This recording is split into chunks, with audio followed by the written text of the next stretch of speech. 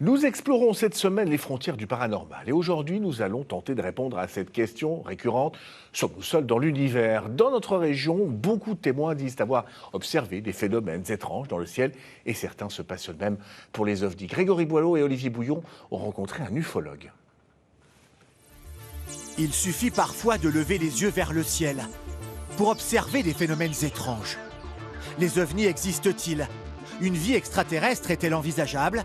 Certains en sont convaincus. Et depuis toujours, la Lorraine a été le théâtre d'observations inexpliquées. J'ai bien pensé tout de suite que c'était pas une étoile. Hein. Moi, j'ai aperçu un seul engin, à environ 300 mètres d'altitude dans cette direction.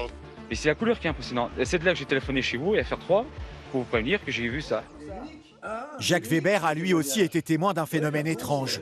En juin 1975, cet ancien forain se trouve dans son camion à la sortie de Maxéville.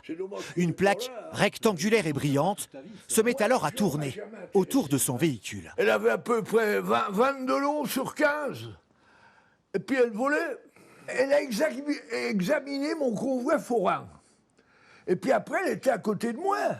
Puis elle est restée à côté de moi.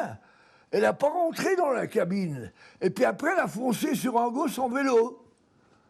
Et après, elle est descendue sur Champignol. 50 ans plus tard, Jacques Weber reste marqué par cette drôle d'observation. Mais de toute façon, on n'est pas tout seul. Hein. La planète Terre, elle n'est pas tout seule. Hein. Il y a l'univers complet. Hein. Une vie ailleurs que sur Terre.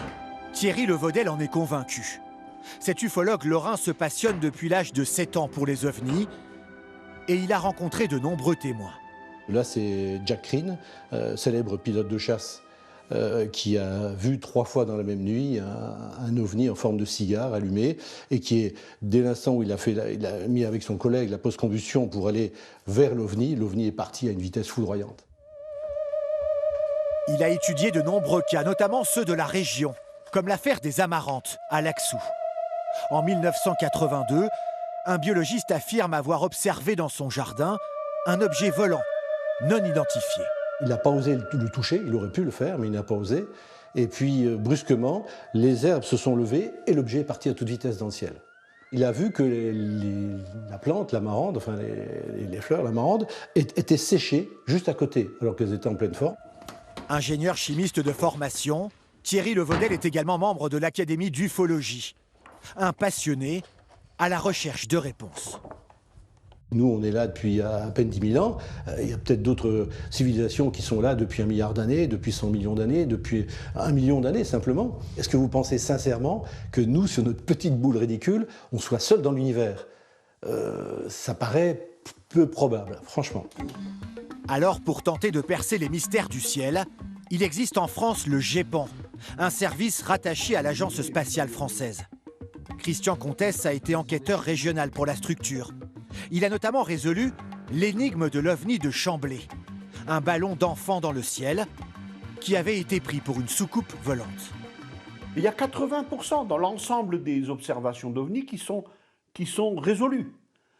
Le problème, c'est qu'il y a 20%. Si c'est quelque chose de naturel, on y arrive. Le ballon d'enfant de Chamblay, on arrive à trouver. Et puis quand on n'arrive pas à expliquer, c'est pas à nous à dire que c'est des ovnis venus de je ne sais pas trop quelle planète. Non, c'est pas notre rôle. Des convictions, j'en ai, c'est personnel, mais je n'ai pas de preuve absolue que ça existe.